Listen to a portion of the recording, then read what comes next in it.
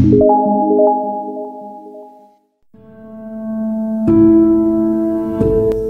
हम बात करते हैं सच को सामने लाने की। जी हाँ, सच को सामने लाओ। आज से कुछ समय पहले स्वामी रामदेव जी से हुई व्यक्तिगत भेंट के दौरान उनकी एक बात ने मुझे विशेष रूप से प्रभावित व प्रेरित किया।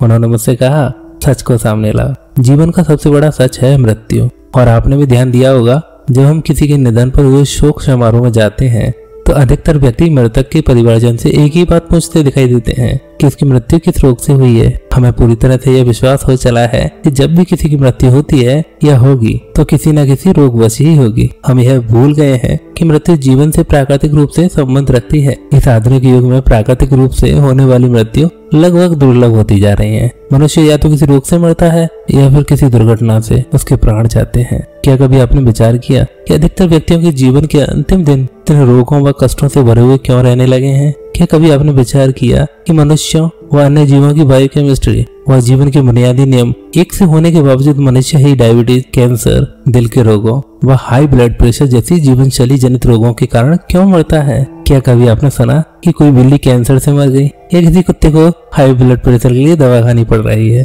केवल मनुष्य ही एकमात्र ऐसा जीव है जो 12,500 रोगों की चपेट में है। प्रकृति के दूसरे जीवों को ये रोग छू भी नहीं पाते क्योंकि वे प्रकृति की गोद में उसके सहचर्य में जीते आए हैं। इन सभी सवालों पर बार बार विचार करने की आवश्यकता है। मैंने भी यही किया, जिसके परिणाम स्वरूप इस वीडियो का जन्म हुआ। यह वीडियो अनेक अस्पतालों, डॉक्टरों, मेडिकल संस्थानों व मेडिकल विश्वविद्यालयों से प्राप्त अध्ययनों और रिपोर्टों, सर्वेक्षणों व जांचों पर आधारित है। मैं अपने व्यूअर से यह वादा तो नहीं कर सकता कि वे इस वीडियो को देखने के बाद हमेशा जीवित रहेंगे या अमर हो जाएंगे। हाँ, यह भरोसा अवश्य दे सकता हूँ कि यदि उन्होंने इस वीडियो में दी गए उपायों और सुझावों का पालन किया तो वे निश्चित रूप से एक लंबा व स्वस्थ जीवन काल पाएंगे और उनके जीवन का अंतिम काल कष्ट व रोगों से रहित होगा। एक विशेष आदमी मौलिकर, उनका कहना है, मुझे लगता है दवाइयाँ ही सबसे अच्छा व्यापार है, क्योंकि भले ही आप किसी को स्वस्थ करें या ना करें, आपको आपके पैसे तो मिल ही जाएंगे। जी हाँ, बीमारी एक व्यापार। इस वीडियो का टाइटल केवल भ्रामक ही नहीं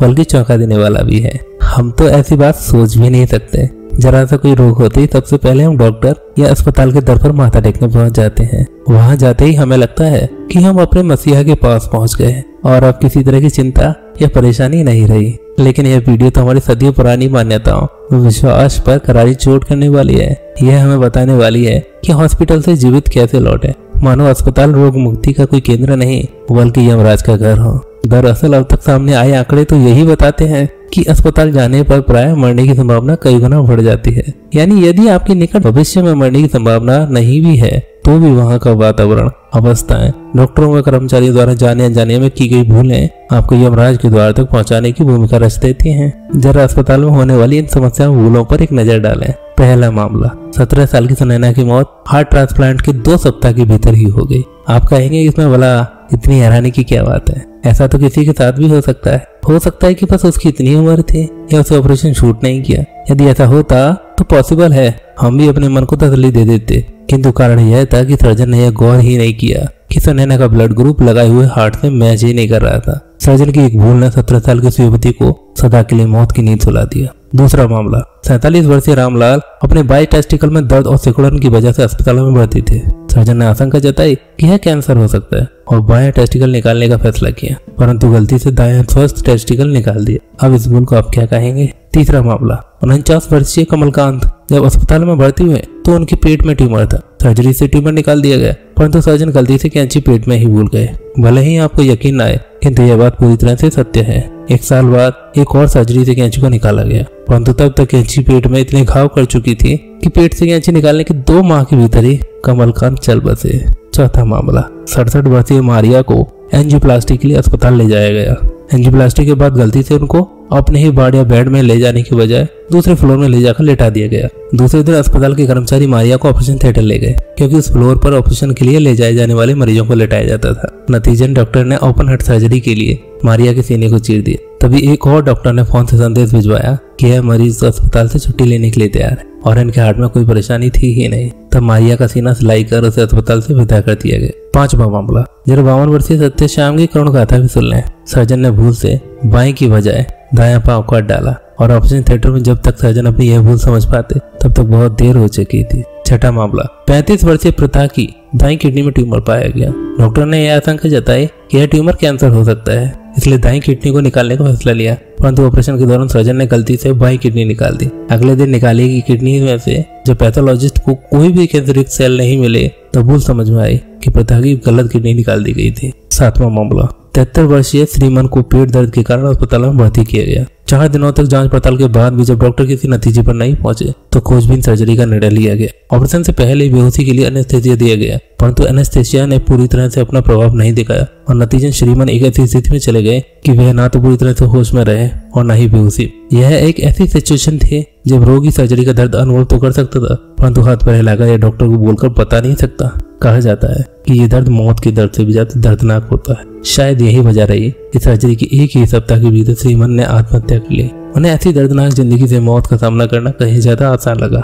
उनके परिवार वालों का कहना है कि श्रीमान के लिए वह सब सहन करना असहनीय हो रहा था। 8वां मामला, 34 वर्षीय नैन्सी ने तय किया कि वह गर्भाधान के लिए इन विट्रो फर्टिलिटी के माध्यम का प्रयोग करेगी, लेकिन जब शिशु ने जन्म लिया तो सभी अधिक हैरत में पड़ गए कि गोरे माता पिता घर सांवले शिशु ने कैसे जन्म लिया। डीएनए टेस्ट के बाद उन्हें पता चला कि यह सब डॉक्टर की गलती का परिणाम था। उन्होंने किसी दूसरे पुरुष का विदेह नैन्सी के गर्भाशय में प्रविष्ट करवा दिया था। कंक्लूजन ये है कि आप इन चौंका देने वाले व शर्मनाक मामलों को जानकर हैरत में पड़ गए होंगे। दूसरा चौंका देने वाला फैक्ट तो ये है कि यह सब तो भारत सहित दुनिया भर के सभी अस्पतालों के लिए आम बातें हैं। उन्हें कभी महसूस नहीं होता कि जो लोग उन पर पूरा विश्वास करते हुए वहां तक आए हैं उनके जीवन के प्रति भी उनका कोई उत्तरदायित्व हो सकता है। हम आपको जर्नल ऑफ हेल्थ अफेयर्स के माध्यम से बता रहे हैं कि विभिन्न देशों के अस्पतालों में इस तरह की होने वाली भूलों की संभावना का क्या % है। हम बात करते हैं ब्रिटेन की, जहाँ पे मेडिकल भूलों की संभावना का % लगभग 18% है। Australia 23%, New Zealand 23%, Canada 25%, USA 28%। अब आप जानना चाहेंगे कि भारत में कितनी % सर्जरी में इस प्रकार की चिकित्सा भूलें होती हैं? सच्चाई तो ये है कि हमारी सरकार ने भारतीय अस्पतालों में भी कभी भी ऐसे रिसर्च में रुचि ही नहीं ली, कोई इंटरेस्ट ही नहीं लिया। लेकिन विश्वस्त सूत्रों की माने तो कह सकते हैं कि भारत के अस्पतालों में सर्जरी में लगभग 40% तक भयंकर मेडिकल भूलें होने की संभावना है। यूएसए के औपचारिक तथ्यों के अनुसार इन देशों में मौत का सबसे बड़ा कारण कोई बीमारी नहीं बल्कि अस्पतालों में घटी भूलें हैं, जिन्हें हम तकनीकी भाषा में एट्रोजेनिक डेथ कहते हैं। Journal of American medical association volume 284 जुलाई 2000 के एक article death from iatrogenic causes यानी कि चिकित्सा जनित भूलों के अनुसार हर साल यूएसए के अस्पतालों में मारे जाने वाले लोगों की संख्या निम्नलिखित है। लगभग 12,000 अनावश्यक सर्जरी, 7,000 गलत दवाइयाँ, लगभग 20,000 मौतें, अस्पताल में घटी अन्य भूलें, 80,000 अस्पतालों में होने वाले संक्रमण, 1,06,000 सही दवाओं के दुष्प्रभाव साइड इफेक्ट। भारत की बात करें तो एक अनुमान के अनुसार अस्पताल में हुई 3 में ऐसे 2 मौतों का कारण अस्पताल की लापरवाही और दवाइयों से होने वाले दुष्प्रभाव हैं। यदि आपको भारत के अस्पतालों में होने वाली इन मौतों की शर्मनाक फैक्ट पर विश्वास नहीं होता तो जरा कुछ और नजारे भी देख लें। हम आपको चिकित्सा जगत से जुड़े कुछ लोगों से मिलवाने जा रहे हैं। भारत के प्रतिष्ठित इंडियन मेडिकल एसोसिएशन में 3 लाख से अधिक डॉक्टर सदस्य हैं। इसे भारत के आधुनिक मेडिसिन का बैकबोन भी कहा जाता है। सन 2008 में इंडियन मेडिकल एसोसिएशन ने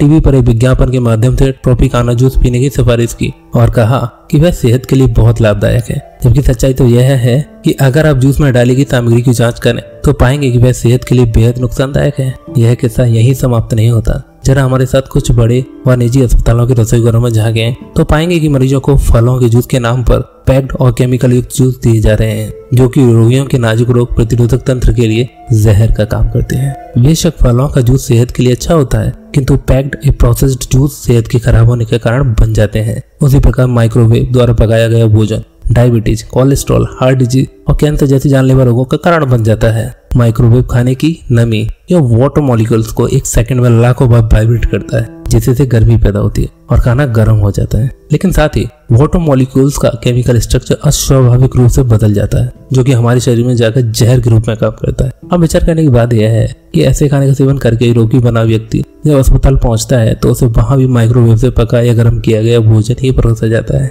यानी इलाज के साथ साथ रोग के द्वारा पनपने या बने रहने के कारण भी परोसा जा रहा है। पॉसिबल है हमारे देश के चिकित्सक भी आम आदमी की तरह इन सभी कारणों को निरंतर नजरअंदाज करते हैं। यही कारण है कि खुद डॉक्टर ही एक आम आदमी की अपेक्षा अधिक रोगी पाए जाते हैं।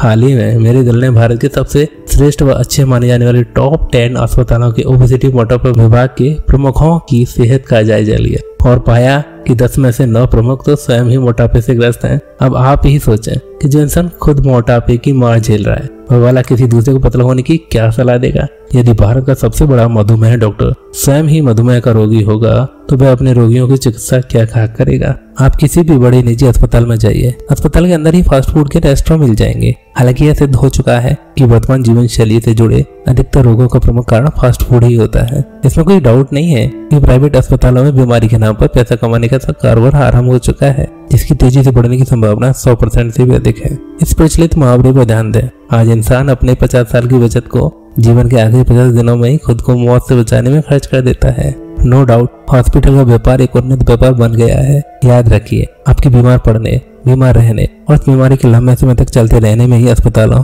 और कुछ कंपनियों का लाभ है, पॉसिबल है। यही कारण है कि ब्रिटानिया जैसी कंपनी भी डायबिटिक रोगियों के लिए बनाए गए अपने एक खास बिस्किट के विज्ञापन में लिखती है, let's be friends with diabetes. भला सोचिए, कौन बेवकूफ इस बीमारी से दोस्ती करना चाहेगा। आपको रोगों के साथ जीवित बनाए रखने में ही दवा कंपनियों व अस्पतालों को लाभ होगा। वे सब मिलकर यह षड्यंत्र रच रहे हैं और आप सब कुछ जानकर भी अनजान बने बैठे हैं। यह मानव जाति का ही दुर्भाग्य है कि केवल मनुष्य ही रोगों से मरता है। क्या कभी आपने सुना कि बिल्ली हार्ट अटैक से मारी गई या किसी कुत्ते को हाई ब्लड प्रेशर हो गया।